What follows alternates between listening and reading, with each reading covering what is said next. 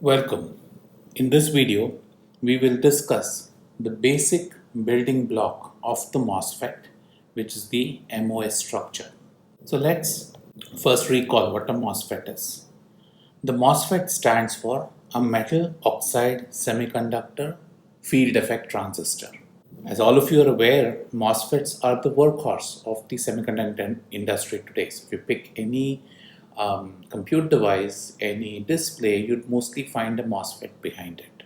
The earliest MOS patent was filed way back in 1931, but it took almost 40 years to develop a process that could deliver a MOSFET with respectable currents. And we look at some of the challenges that are involved with building MOSFETs in this series. So what I want to do now is I want you to first understand the heart of the MOSFET, which is the metal oxide semiconductor stack or the MOS stack. So before that though, let's quickly revisit a review of the carrier statistics in semiconductors. So normally if you look at materials in nature, they're classified into semiconductors, insulators or metals. Right? Now at any given temperature, let's look at the two opposite ends of the spectrum. You have what is known as a metal and you have what is known as an insulator. And the difference between the two is given by the number of charge carriers that are present. So at any given temperature, more charge carriers are present in the metal than there are in the insulator, which means that if I apply a bias across the metal, then I'm going to have charge carriers moving from one end of the bias to the other, causing a current. So for the same bias that I've applied between these two materials, in the metal, because I have more carriers, I'm going to have more current. So for the same bias or for the same potential difference, more current is going to flow into in the metal than the insulator, indicating that metal has a lower resistance than the insulator. Now, as the name suggests, a semiconductor has carrier density which is between that of a metal and an insulator.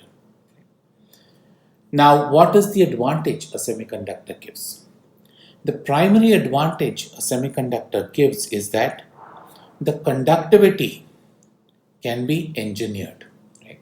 So if you look at a metal or an insulator, you can, by changing the metal, you can probably change the resistivity by a few multiples. Insulators mostly have very high resistance. However, in a semiconductor, you can get orders of magnitude in change in the conductivity by engineering the material. And what I mean by that is, there are two broad techniques of changing conductivity.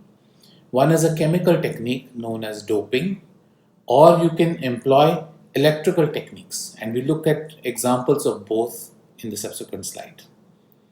Now, a key point to remember when you're dealing with semiconductors is that conductivity is a strong function of temperature, which means that whenever you're trying to look at the statistics in a semiconductor, when you're looking at currents in a MOSFET, when you're looking at performance of a chip, it's important to keep in mind what the temperature is, the ambient temperature is. Depending on what the ambient temperature is, the behavior of the semiconductor is going to vary greatly. So hence what you see is, as we go further and further into design, you'll see that a lot of emphasis is given on identifying what is the operating temperature of the device and ensuring that at the operating temperature, the device performs exactly as one has engineered it to be. Now let's look at what I mean by doping. So at a given temperature, if you look at say intrinsic silicon, so that is silicon which is pure. I don't have any contamination in silicon. So in that you see that there are two kinds of carriers in the silicon. One which is shown here is an electron and the other one is a hole. Now obviously electrons and holes stem from a very rigorous EK band diagram and theory which I'm not going to go into. So for simple modeling of devices, what we'd assume is an electron is a negatively charged particle and a hole is a positively charged particle very similar to the electron. So you can think of the electron and hole as opposite to each other. Now the masses of the electrons and holes obviously are going to be different. Again, it comes from band theory. They're not going to be the free electron masses, and they're going to be changed by the type of semiconductor that you have. So at any given temperature, in a pure piece of silicon, you have both electrons and holes. Now this semiconductor is charge neutral. What that means is that the net charge in this piece of semiconductor is zero, which means that if I denote the number of electrons to be some value n and the number of holes to be some value p, remember these are the only two charged particles in that piece of silicon, then the electron concentration is equal to the hole concentration, and this concentration is denoted by n subscript I. This is known as the intrinsic carrier concentration, and this number in silicon, for example, is roughly 1e10. So if I want to look, Ni is roughly 1e10 per centimeter cube in silicon. So remember that this is a very strong function of the temperature. Now let's see what happens if I introduce boron atoms into silicon. Now these boron atoms in the context of silicon are known as acceptor atoms. So what the acceptor atom does is boron accepts one electron from the lattice. And so in other words, it adds a hole to the semiconductor. So if you look at this kind of a silicon where I've introduced boron into silicon, because of the fact that I have introduced boron, I have created a lot more holes in the silicon. And so what happens is in this silicon which has acceptor atoms, we call this silicon a p-type silicon. The number of holes is much larger than the number of electrons. If I look at the hole concentration, very simply, for normal practical usage conditions, my hole concentration is equal to my acceptor atom concentration. So every acceptor atom in that lattice is going to give one hole to the system. An important point in the statistics of semiconductors states that at any temperature, the product of the electron concentration and the hole concentration is a constant given by Ni squared. Right? And so therefore what happens in this p-type silicon is that the electron concentration now becomes Ni squared by Na. So if my if my acceptor concentration is much greater than Ni, then I've created a lot more holes in the semiconductor, and I've subsequently reduced the number of electrons in the semiconductor. So comparing intrinsic silicon to p-type silicon, if I now apply a bias across both the semiconductors, I will see that in the p-type silicon, most of the current is going to be carried by holes. So the hole current component in this semiconductor is going to be much larger than its electron component current. Whereas in the case of an intrinsic silicon, those two components are equal to each other. Now instead of boron, suppose I add an atom like phosphorus into the silicon lattice. Now phosphorus, when compared to silicon, has an additional electron in its valence shell. So when phosphorus sits in the silicon lattice, it donates an electron to the lattice. So this phosphorus in the context of a silicon lattice is known as a donor atom. So it donates one electron to the lattice, leading to a larger number of electrons in the piece of silicon. So what we have created is known as an N-type silicon. N-type silicon because it has more electrons than holes. And again here, if you go by the same logic as we have done in the case of p-type, what you'd find is that the electron concentration for most use conditions is equal to the donor atom concentration, and the hole concentration becomes Ni squared by Nd. So if you compare these three, what you see is that by playing around with the chemical compositions of the silicon bars, I can make the silicon either a positive carrier rich silicon or a negative carrier rich silicon, right? And this is what is known as doping. So, and also I can change the numbers, right? Which means that now I can make this more conductive if I have a higher doping concentration, and I can make it conductive either as a hole conductive layer or an electron conductive layer. Now, another important point to keep in mind in doped semiconductors. So in intrinsic silicon, we had no problems because the negative charge was all electrons, the positive charge was all holes, and so you had N is equal to P is equal to Ni. However, in p-type silicon, remember that the acceptor atom donates a hole to the lattice, or it accepts an electron, which means that when it accepts an electron, it becomes negatively charged. And this is why there is a mismatch in the concentration of holes and electrons. So therefore, now if I look at charge neutrality, the total positive charge in this system is the hole concentration, or P. But the total negative charge in the system is not only N, it is the number of electrons plus the negatively charged acceptor atoms, right? And this is why you see the mismatch in the hole and electron concentration. Corollary, if you look at the N-type silicon, now there you have number of electrons equal to the donor atom density. And in charge neutrality, the total negative charge in this piece of silicon is the electron carrier concentration. And the total positive charge is given by the hole concentration and the charge due to the positively charged donor atoms. Why are the donor atoms positively charged? Because every donor atom gives an electron to the lattice and ends up being positively charged. So now we'll come back to the MOS structure. So what is the MOS structure? You have a metal placed in close contact, or an intimate contact we say, with an oxide, and then you have a piece of semiconductor.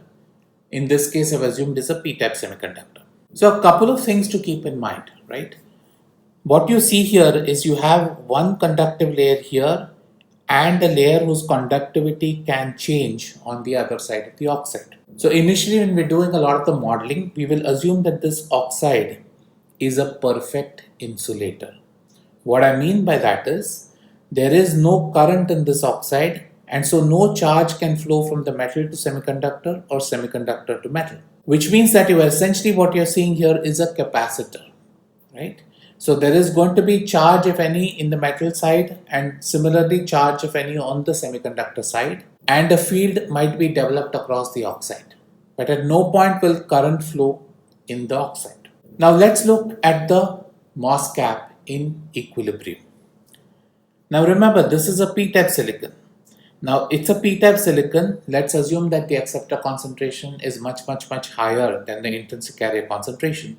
So I have a lot more holes in this piece of semiconductor than electrons. The hole concentration is given by the acceptor atom density. The electron concentration is given by Ni squared by Na, right? Remember, holes are positively charged and electrons are negatively charged. Now let's apply a negative voltage to the gate. So when I apply a negative voltage to the gate, what happens is this negative voltage is going to attract positive charges towards the surface, and it repels the negative charges away from the surface. So therefore, what ends up happening when I apply a negative voltage at the gate is that I create a surface in this semiconductor which has a lot more positive holes in them and very little electrons in them. In other words, remember, holes are the majority carriers in the silicon. So I have created a surface by applying a negative voltage which has more holes than the semiconductor should have had if it was in equilibrium. In other words, I've accumulated holes at the surface, and this condition is known as accumulation. So what happens in accumulations, it's normally characterized by having this high majority carrier density at the surface. If I had taken N-type silicon, then I would have applied a positive voltage at the gate and created negative charge electrons here, right? So I would have pulled the electrons to the surface. Now let's flip the voltage and apply a positive voltage at the gate. So now when I apply a positive voltage at the gate, this positive voltage is going to repel the holes away from the surface. So the holes get repelled away from the surface. The electrons get attracted towards the surface, though the number of electrons is much less because it's a p-type semiconductor. However, what happens is that you create a region near the surface which is depleted of holes. Instead, what you see here, these red points, are nothing but the charged up acceptor atoms. Remember that the reason we made this p-type was because we had acceptor atoms here. So these acceptor atoms are negatively charged, and hence what happens is you create a region near the surface of the semiconductor which is devoid of mobile carriers. So the holes and electrons are not there or not present. Instead, you have these charge centers which are the acceptor atoms. Now these acceptor atoms are not mobile, they are at lattice points. So you've created this region, hence is known as a depletion region, and it is because you have depleted the surface of mobile charges. So this region of operation of the MOSFET is known as depletion. Finally, let's keep adding more positive voltage. Let's apply even a higher positive voltage at the gate. When you keep increasing the positive voltage at the gate, what happens is you keep widening this depletion region, right? So as you apply more positive voltage here, the field increases, this region widens. But at the same time, what happens is a lot of electrons are generated either in the depletion region. And so what you create is, you create a very thin electronic layer right at the surface. So please remember, this is a p-type silicon, right? Which means that it has more holes than electrons. However, by applying a very large positive voltage on the gate, I'm able to create a surface that is rich with electrons in this p-type silicon. In other words, I have inverted the surface. So I've inverted the semiconductor from being a hole-rich semiconductor to it being an electron-rich semiconductor right at the interface. And this is known as inversion, and this is the region which will be important to us when we actually make a MOSFET. So when you turn on the MOSFET, you're essentially pushing the MOSFET into inversion. So please remember, a MOSFET has three regions of operation: accumulation, depletion, and inversion. And the inversion region is characterized by the fact that the surface has way more electrons than holes present in the p-type. So to summarize, before we understand the MOSFET, let's spend some time understanding the heart of the MOSFET, which is the MOS capacitor. The key point we want to understand is that how, when I apply a voltage on the gate, I can control both the number of charge carriers present on the semiconductor side as well as the type of charge carrier. So that's the beauty of the cap, is that I can control not only the numbers, I can also control whether it's an electron or a hole. And therefore I can create interesting effects in the MOSFET. Also remember that the MOS cap is characterized by three distinct areas of operation: accumulation, where the surface becomes more p-type in the case of a p semiconductor; depletion, where the surface is devoid of mobile carriers; and inversion, where we essentially convert the surface to an n-type semiconductor, make it an n-rich and an electron-rich semiconductor. We'll now look at the mathematical modeling of the MOSFET in subsequent lectures.